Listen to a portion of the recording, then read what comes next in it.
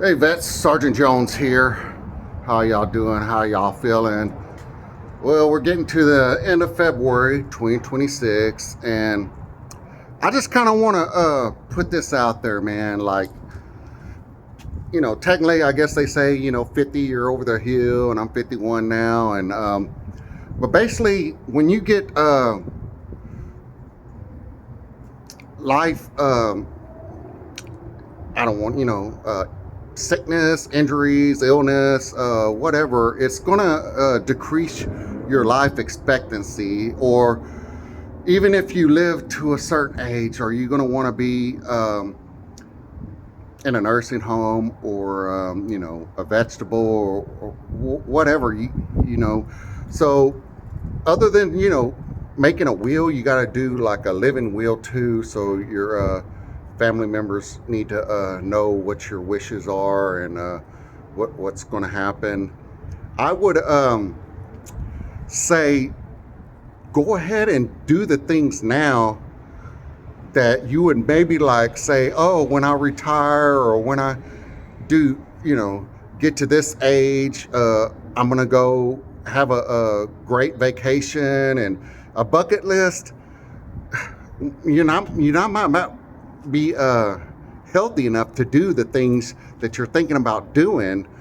And yeah, it's like, well, I'll have more money later in life, but you're not going to have you got that all the time in the world, but your health is going to be shit. So if you can afford to do those things now, go ahead and do it, because, like the saying goes, tomorrow's not guaranteed.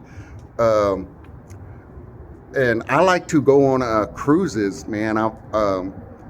And I got like bucket lists of cruises I want to, do, like Alaska and Hawaii, and just real. I'm going to go ahead and do them now, and I'm not trying to say go in debt and put everything on a credit card and finance the trips or whatever, but I'm just going to say, like, don't worry about trying to save for that rainy day fund, because you might not be alive to use it. And it's just, one of those things I would recommend that, I'm thinking about myself, getting older, man. I want to experience these things. I don't want stuff, because you can't take stuff with you, but I want the experiences and the memory to live life to the fullest that I can do it. So I'm not going to mortgage the future, but I'm going to go ahead and plan, and I'm not going to buy no fancy car or whatever. I'm going to go ahead and take that great trip, great vacation cruise. I'm going to do that instead. If I have to drive a crappy car to do it, then so be it, but that's all I want to just kind of get across to people, younger generations. I'm sure if there's older vets, you should already thinking about that by now.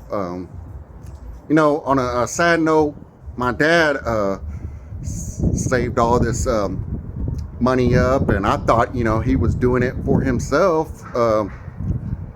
But I guess to a certain extent, because he was afraid of being broke and poor, but he never got to use that money. And he didn't want, my original the family, my mother, they got divorced.